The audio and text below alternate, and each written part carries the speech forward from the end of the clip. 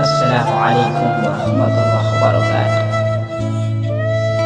Hidup ini hanya ada tiga: Maha hidup, hidup dan kehidupan. Hidup ini hanya ada tiga: kosong, titik dan alif. Kosong, titik, alif. Kosong, titik, alif. Hidup ini hanya ada tiga: Allah, Ahmad, Adam. Hidup ini hanya ada tiga: Allah, Nur Muhammad, Muhammad sallallahu alaihi wasallam. Hidup ini hanya ada tiga: Alif Allah, Alif Ahmad, Alif Adam. Hidup ini hanya ada tiga: A, I, U. Hidup ini hanya ada tiga: Zat, wujud, rupa. Hidup ini hanya ada tiga: Pencipta, pencipta yang tercipta, dan tercipta. La ilaha illallah Muhammadur Rasulullah sallallahu alaihi wasallam ajma'in.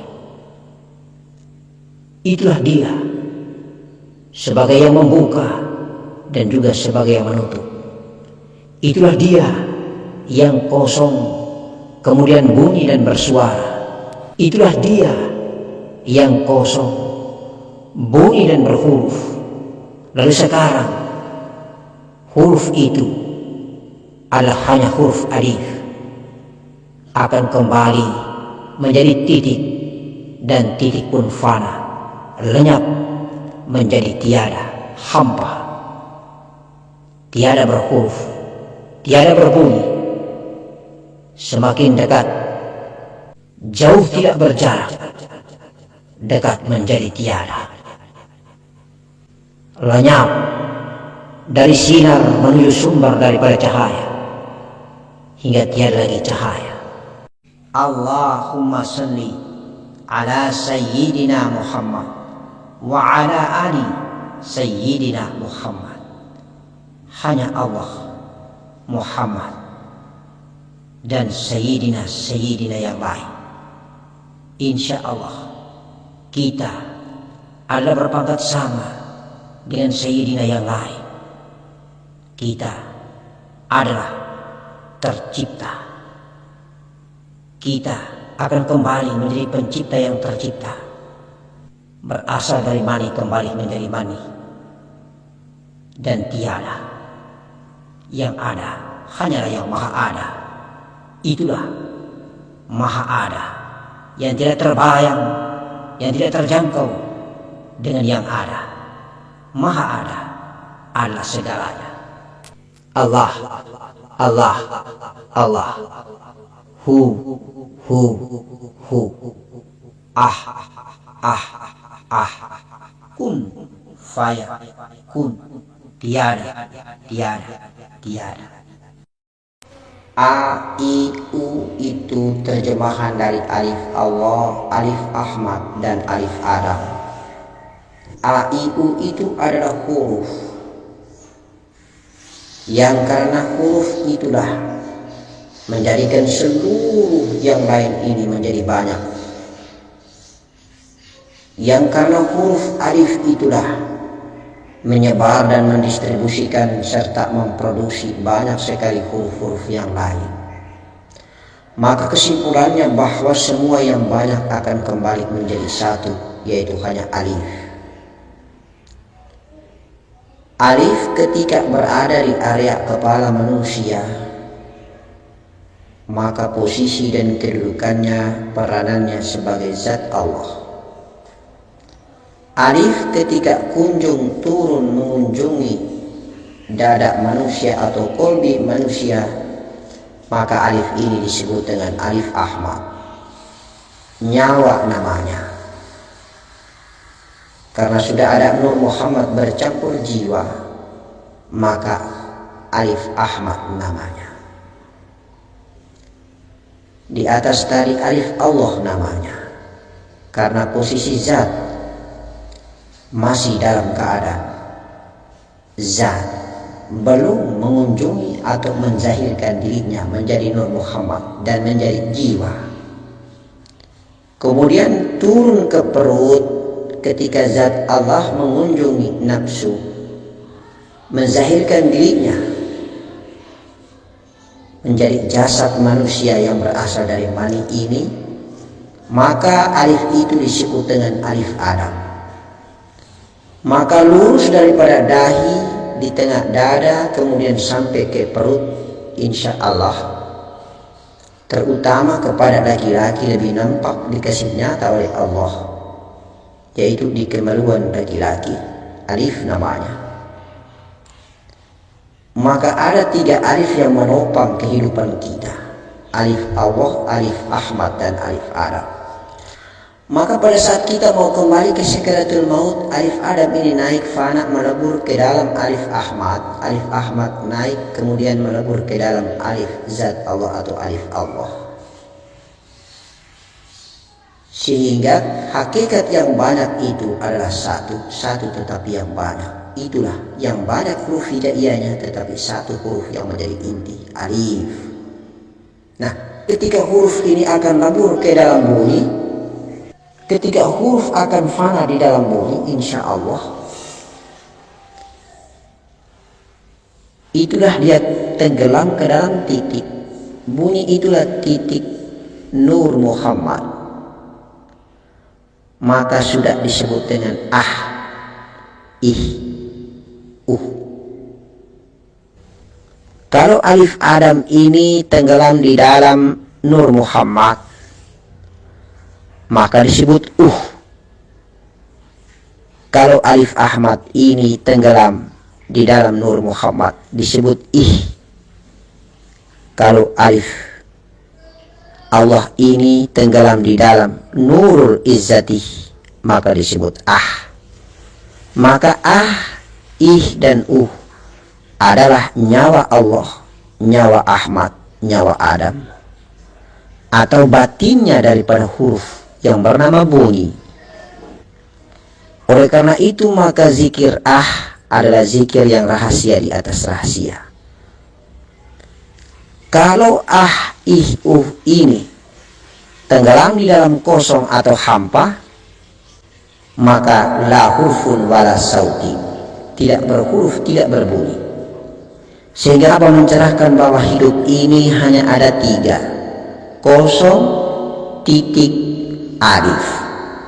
Kosong, bunyi, dan huruf. Sekarang kita berada pada posisi area huruf.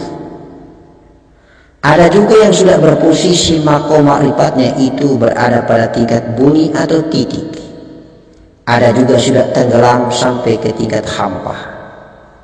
Ada juga yang pulang pergi dari hampa kemudian hidup lagi menjadi titik, lalu hidup lagi menjadi huruf.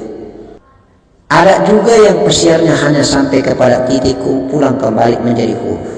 Ada juga yang baru belajar pemula, dia yang banyak tadi untuk kemudian berkondensasi dan fana di dalam huruf alif. Jadi tanjakan dan tahapan inilah kita belajar mengenal diri dengan masing-masing makom. Ada yang makom yang mulai daripada syariat atau tubuh menuju kepada tingkat huruf. Sudah sampai kepada tingkat huruf ketika yang banyak tadi itu sudah fana, khusyuk, maka hurufnya yang hidup. Sekarang dia persiar lagi, mi'raj lagi, dari tingkat huruf menuju ke titik atau bunyi. Kemudian dari bunyi dia tenggelam ke dalam hampa atau kosong. Kalau tenggelam ke dalam kosong, hampa, maka biasanya orang ini mengalami kematian. Mati tabi'i, mati syuri, mati maknawi, atau mati hisi. atau mati benaran, entah 1 jam, entah setengah jam, entah 1 hari, ataupun 3 hari, 7 hari, 40 hari. Tetapi kalau kekosong, hampa, kemudian pulang hidup lagi ke titik, kemudian hidup lagi menjadi huruf, maka biasanya orang ini hidup adanya, tetapi dia dimi'rajkan di alam hampa. Dia dimi'rajkan dari alam huruf menuju ke alam titik atau bunyi, menuju ke alam hampa. Pesiar dia.